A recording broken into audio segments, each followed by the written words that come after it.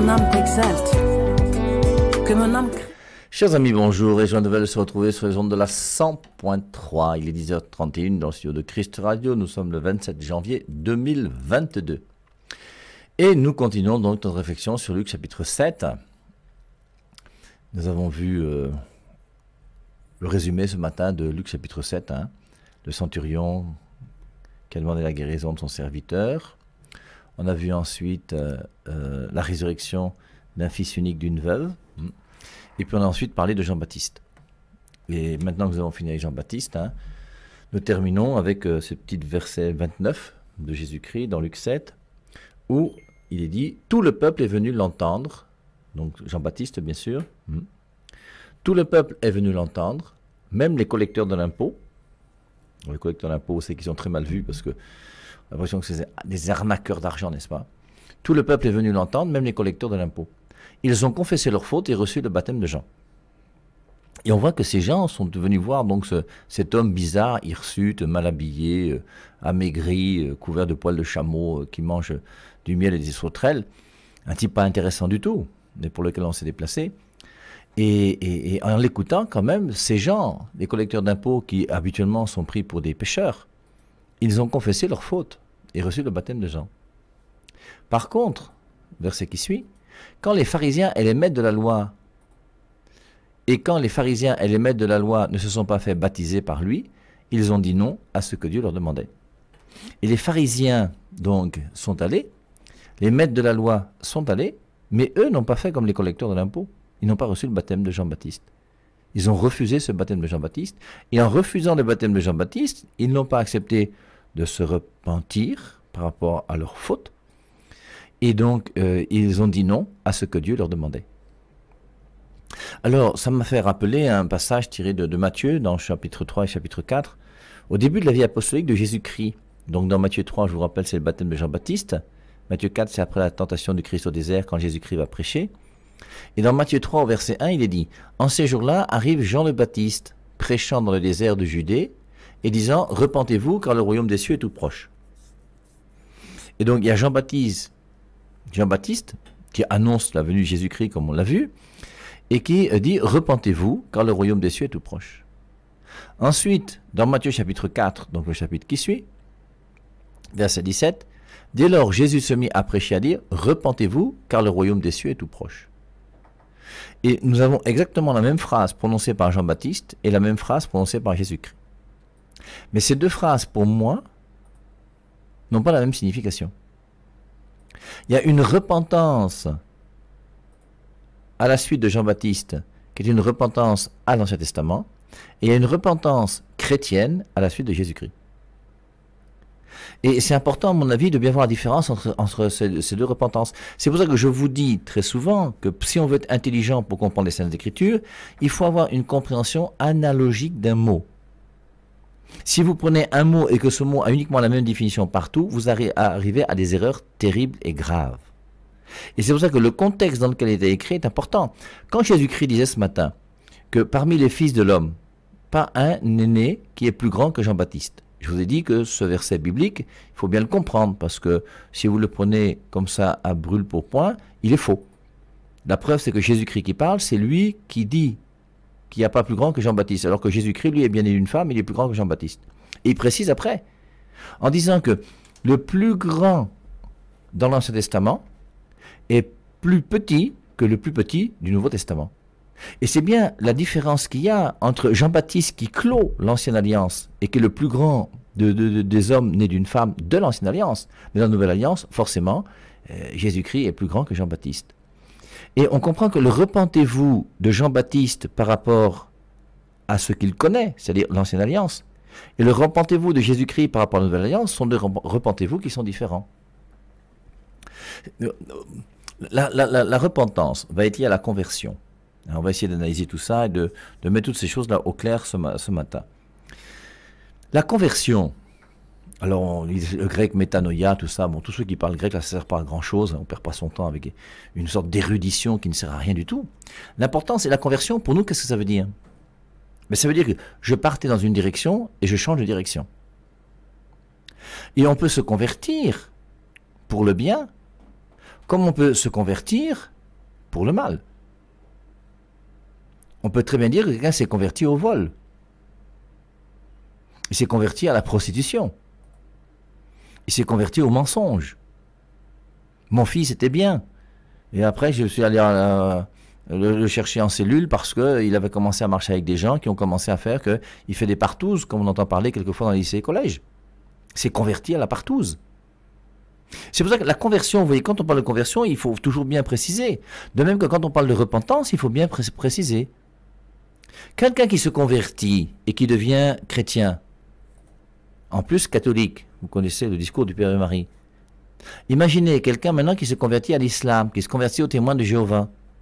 Est-ce une bonne conversion ou une mauvaise conversion?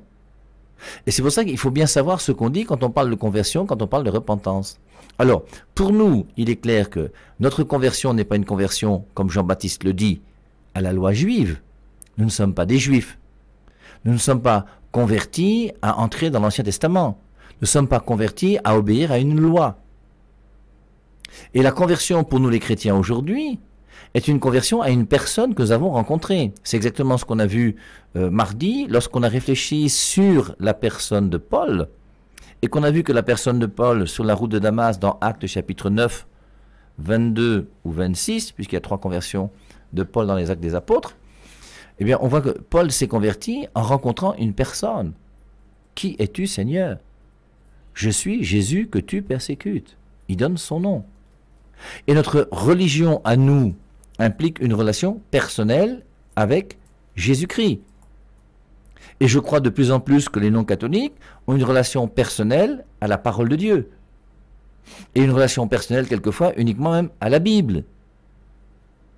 Et c'est important pour nous de savoir, est-ce que ma conversion est une conversion parce que j'ai rencontré Jésus-Christ, que Jésus-Christ a transformé ma vie.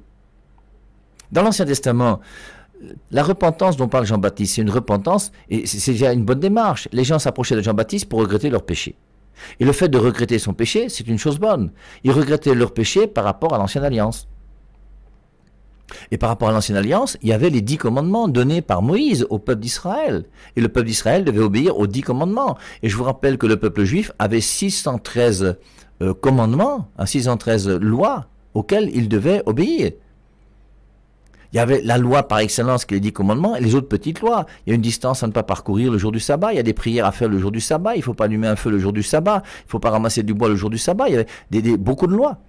Et donc Jean-Baptiste, quand il parle de repentance, il parle de repentance par rapport à l'Ancien Testament. Nous, en Jésus-Christ, nous parlons de repentance par rapport à Jésus-Christ. Et cette repentance par rapport à Jésus-Christ va d'abord demander de chacun d'entre nous une rencontre avec lui. C'est pour ça que ce qui est premier pour nous les chrétiens, dans tout ce que nous faisons, c'est cette rencontre personnelle amoureuse avec Jésus-Christ que nous appelons la nouvelle naissance. Et c'est pour ça qu'il faut bien comprendre que la nouvelle naissance, ça veut dire que j'ai choisi volontairement dans ma vie de mettre dans mon cœur une personne à la première place et cette personne s'appelle Jésus. Et Jésus passe avant tout le monde, avant mon père, avant ma mère, avant ma tradition, avant ma culture, avant ma coutume. Jésus-Christ passe avant l'argent, avant même ma santé. Et c'est lui qui prend la première place. Et une fois qu'il prend la première place, forcément, j'ai une manière de voir le monde qui devient différente d'auparavant. Auparavant, je voyais le monde selon ma culture. Moi, je suis breton, une culture bretonne. Il y a une culture des Grassfield. Il y a une culture des gens du Nord, il y a une culture des Bétis. Chacun voit selon sa culture. Est-ce que Jésus-Christ a dépassé ma culture? Est-ce que Jésus-Christ est la manière pour moi de regarder et de voir les choses aujourd'hui? Est-ce que c'est lui qui dirige ma vie? Est-ce que c'est lui la lumière qui éclaire ce que je veux faire chaque jour? Et c'est pour ça donc, une fois que je rencontre Jésus-Christ, je dis bien la personne du Christ, une fois que j'ai rencontré cette personne du Christ, je deviens un amoureux passionné de Jésus-Christ. Celui qui est né de nouveau, c'est pas premièrement quelqu'un qui a donné sa vie à Jésus-Christ comme Seigneur et Sauveur.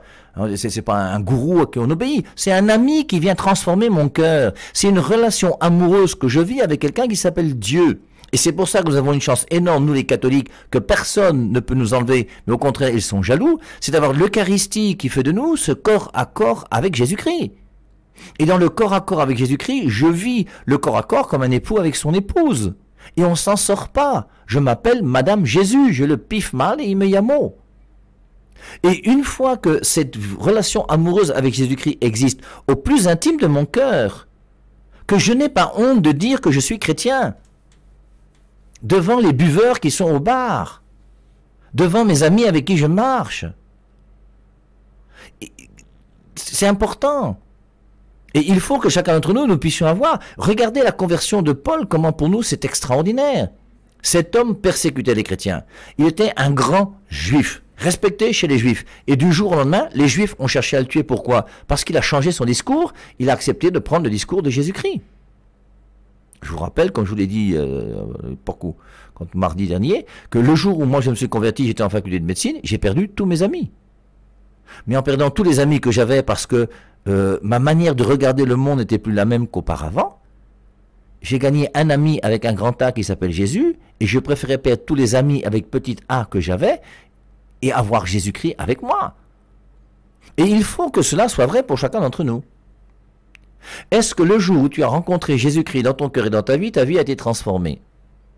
Alors il est vrai que pour nous dans l'Église catholique, comme nous sommes pour le baptême des enfants, parce qu'il faut donner la vie divine aux enfants dès qu'ils sont tout petits, essayer d'extirper ce péché originel avec lequel ils naissent, qui ne vient pas de Dieu. Et Dieu donne sa grâce pour cela.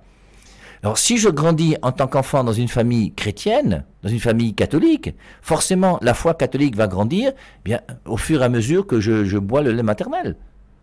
En prenant mon petit déjeuner chaque matin, parce que chaque jour avec mon père et ma mère, je suis dans un milieu chrétien qui me fait grandir dans cette vie chrétienne. Et forcément, pour moi qui grandis dans un milieu chrétien, il n'y aura pas de conversion radicale. Parce que je vais grandir avec cette valeur, cette lumière qui va m'éclairer. Et au fur et à mesure que je vais grandir, c'est ça que je vais vivre. Mais pour ceux qui sont convertis en étant adolescents ou adultes, il doit y avoir un jour où ta vie a changé. Un jour où, comme tout le monde, tu avais tes bordels dehors.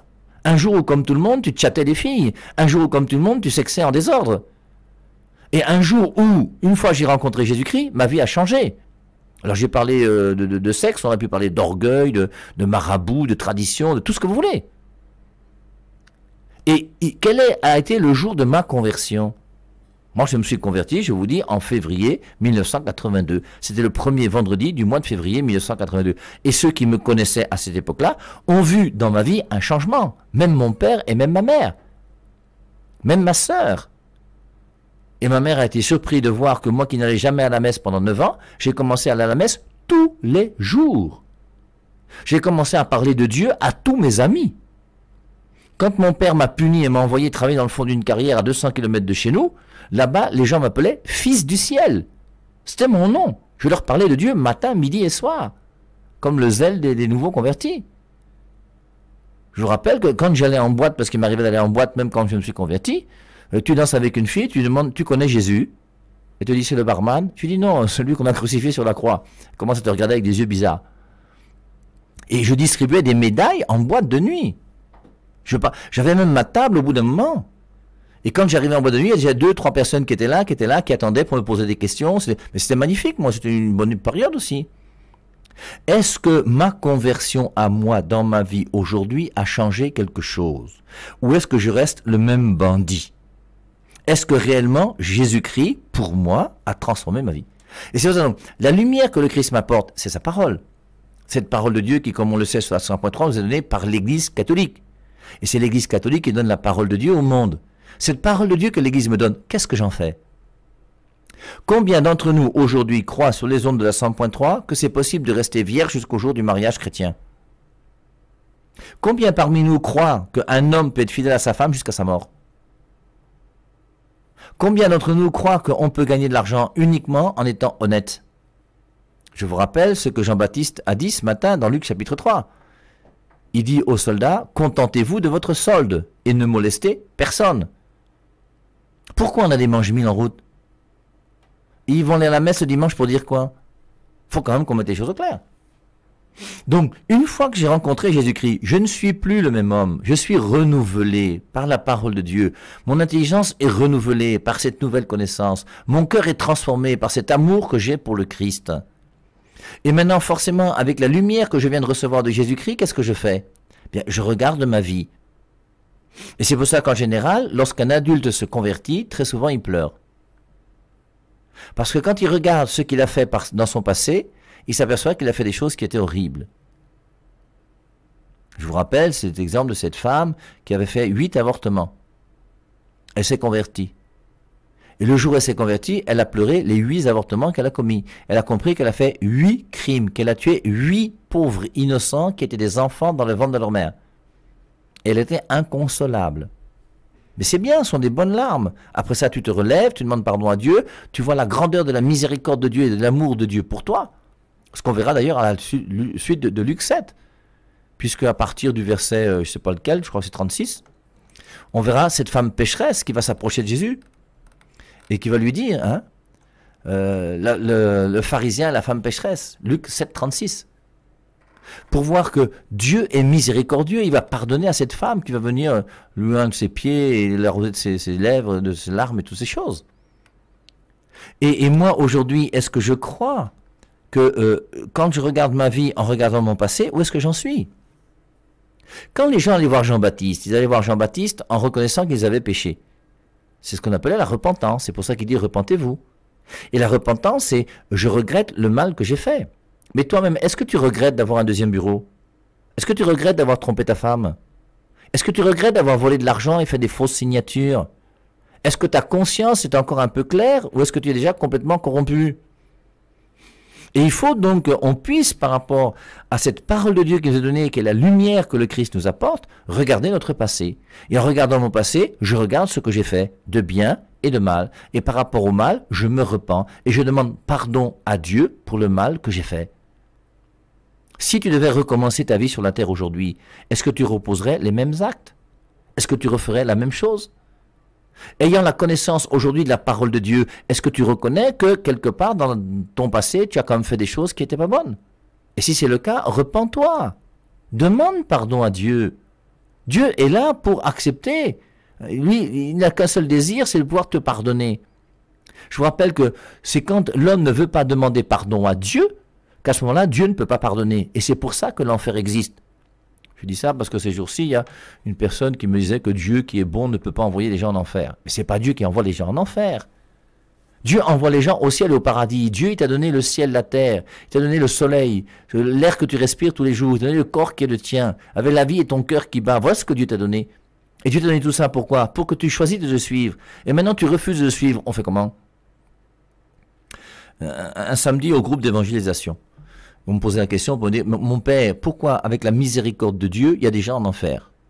J'ai pris ma sacoche, j'ai pris 50 000 francs. J'ai dit, regarde, voici les 50 000 francs que moi je veux te donner. Mais toi, tu refuses de les prendre. Je vais faire comment?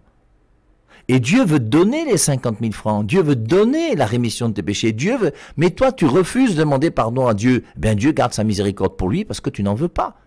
Et à partir du moment où tu refuses la miséricorde de Dieu, qu'est-ce que tu veux que Dieu puisse encore faire pour toi? Il ne peut plus rien faire. Et ta condition sera de te retrouver, non pas au paradis, bien sûr, puisque tu refuses Dieu, que tu blasphèmes, que tu es contre Dieu, mais en enfer. Et c'est pour ça que l'enfer n'existe pas à cause de Dieu. L'enfer existe à cause du fait que l'homme choisit volontairement de se détourner de Dieu. Donc, est-ce que par rapport à mon passé, j'accepte de regarder ma vie passée et de la regarder pour voir où est-ce que j'en suis? Et si je reconnais que je pose des actes qui ne sont pas bons, ben que je fasse un effort. Et je commence à travailler. Tous les vendredis, je vous rappelle, sur les ondes de la 100.3, on fait un effort pour jeûner un peu, pour faire un peu de pénitence, parce que c'est bon pour notre vie, ça nous libère. On n'est plus esclave de ces penchants qui sont bizarres. Alors la repentance, vous voyez, c'est regarder le passé à la lumière de la parole de Dieu. Il y a d'abord la rencontre avec Dieu, la nouvelle naissance. Et la conséquence de la nouvelle naissance, c'est que je vais regarder mon passé avec la lumière de Dieu et je vais reconnaître que j'ai péché et je veux pleurer mon péché et je vais demander pardon à Dieu pour mon péché. Et maintenant, par rapport à l'avenir, qu'est-ce que je fais? Je me convertis et je décide de changer.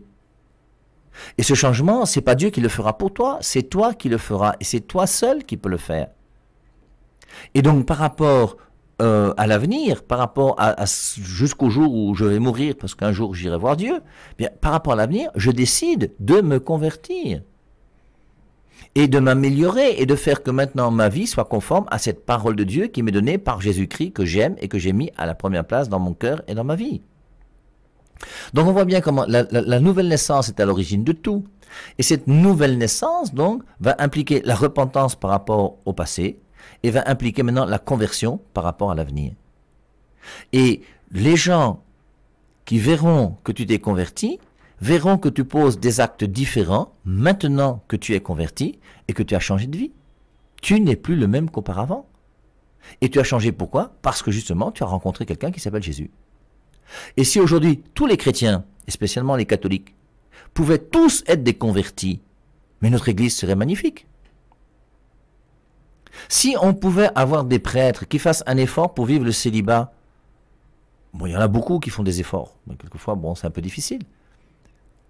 Si on avait des prêtres qui sont au service des fidèles, qui ont le temps de les recevoir, qui ont le temps de les confesser, qui ont le temps de les accueillir, si on avait des fidèles catholiques qui, dans leur travail, là où ils sont honnêtes et sont droits, n'escaladent pas les barrières pour entrer gratuitement au stade, par exemple. Si on respectait toutes ces choses, si nous-mêmes nous étions par notre vie des témoins de cette lumière de Dieu, mais forcément ce serait la plus belle manière de faire de l'œcuménisme, en montrant que nous sommes. C'est quand même grave, vous voyez, de voir des églises qui pensent que nous les catholiques, personne n'est né de nouveau chez nous. Alors forcément ils exagèrent. Parce que s'ils regardent la vie quand même de Jean-Paul II ou de Mère Teresa, ils vont pas arriver à la cheville de Mère Teresa, ça c'est clair. Hein, donc c'est facile de critiquer et tout mettre en bloc. Alors c'est vrai que dans l'église catholique, il y a des gens qui vont à la messe chaque dimanche, mais ils ont une double vie, ils vont quand même chez les marabouts, ils volent quand même chaque semaine un petit peu d'argent à droite et à gauche, donc au bout d'un moment, il faut quand même qu'on se pose des questions. Mais il y a aussi des gens qui vont à la messe chaque dimanche et qui sont honnêtes. Et donc, et chacun d'entre nous, donc posons-nous la question, donc où en sommes-nous par rapport à notre conversion? Il y a le jour où on avait fait la retraite annuelle, nous les frères de Saint-Jean, le père qui avait prêché, qui était un spiritain, avait insisté beaucoup sur notamment la confession. Et il demandait à nous les frères de Saint-Jean qui étaient là, est-ce que vous confessez régulièrement? Ta dernière confession, c'était quand? Et où est-ce que nous en sommes, nous, en tant que chrétiens catholiques? Nous avons un sacrement qu'on appelle le sacrement de la confession. Hein, ou la réconciliation, appelez ça comme vous voulez. Dans la Bible, c'est Jean chapitre 20, verset 23. Jésus-Christ dit aux apôtres, tous ceux à qui vous remettrez les péchés leur seront remis. Et Jésus-Christ veut que les péchés soient remis. Il a voulu une église aussi pour que les péchés soient remis. Il a voulu des prêtres pour leur donner le pouvoir de remettre les péchés, pour que nos péchés soient remis. Quand est-ce que la dernière fois tu as rencontré un prêtre pour lui dire, mon père, je reconnais que j'ai péché? Et il faut que chacun d'entre nous, nous puissions utiliser aussi ce moyen qu'est la confession pour nous sanctifier. L'Eucharistie, bien sûr. Donc, les deux convertissez-vous. Le convertissez-vous de Jean-Baptiste et le convertissez-vous de Jésus-Christ. Alors, je vous rappelle, ne nous convertissons pas au mal, ne nous convertissons pas au vol ou à la partouze, comme je vous l'ai dit. Convertissons-nous à la vérité de l'évangile de Jésus-Christ, et non seulement la vérité de l'évangile, mais la vérité de la personne du Christ qui doit devenir notre ami, et celui qui doit avoir la première place dans notre cœur et dans notre vie. Donc, après ça, Jésus-Christ dira, dans Luc chapitre 7, toujours, hein, « Comment donc vais-je dépeindre les hommes de la présente génération? Ils font penser à des gamins assis sur la place. Un groupe interpelle les autres. Nous avons joué de la flûte pour vous et vous n'avez pas dansé. Et quand nous avons fait la lamentation, vous n'avez pas pleuré. » Alors, que veut dire ces versets 31 et 32? Alors forcément, c'est lié à ce que Jésus-Christ vient de dire par rapport à Jean-Baptiste et par rapport à la conversion, par rapport au baptême.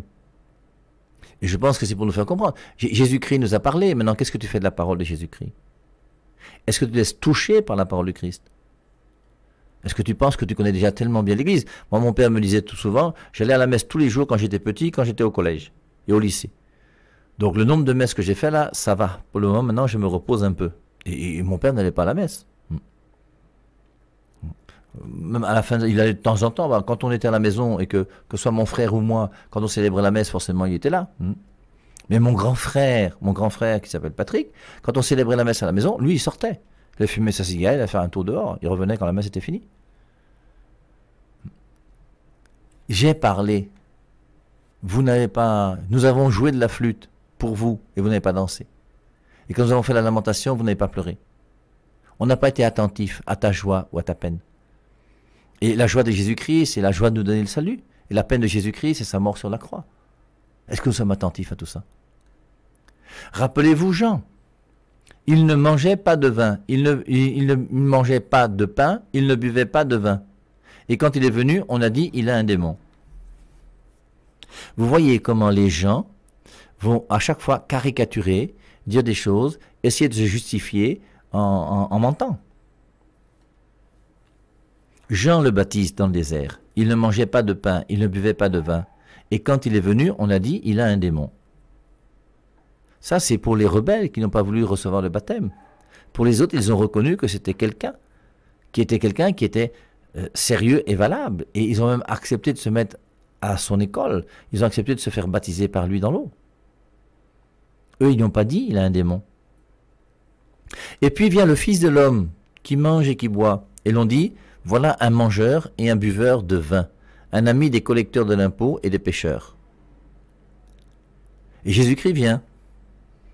Lui, il mange et il boit.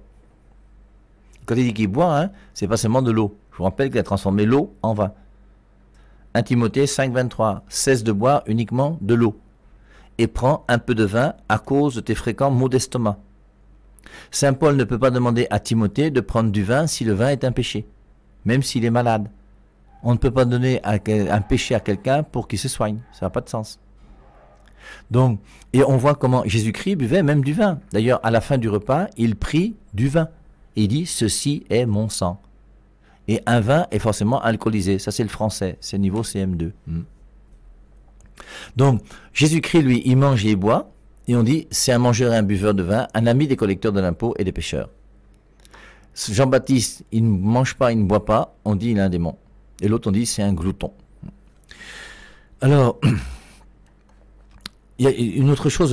Et puis vient le Fils de l'homme qui mange et qui boit. Et l'on dit, voilà un mangeur et un buveur de vin, un ami des collecteurs de l'impôt. Et normalement, une autre chose horrible pour les Juifs, c'est que Jésus-Christ, lui, acceptait d'entrer dans des maisons où normalement un Juif ne peut pas entrer.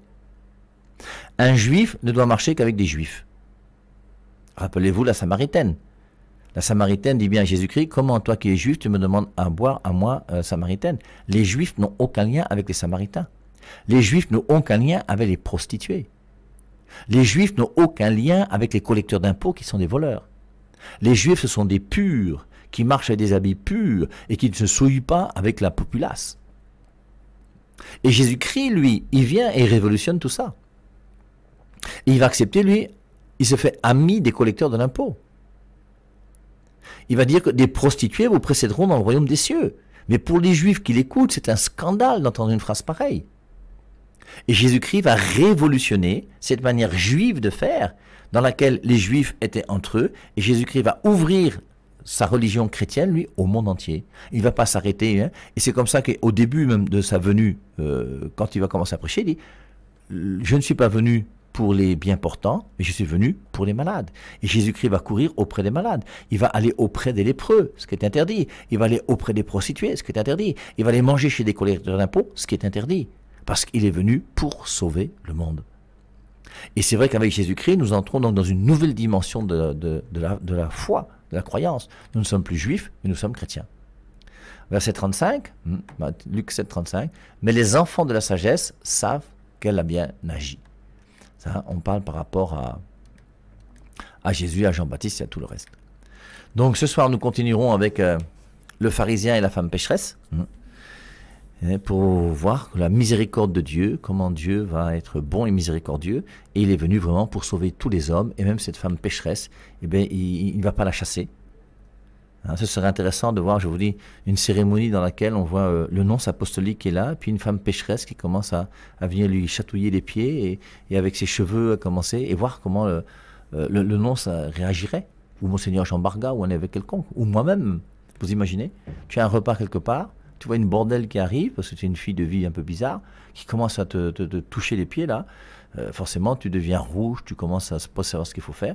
Ben, Jésus-Christ lui a été très simple, et on verra l'enseignement qu'il va donner à partir de cette petite histoire qui est très belle.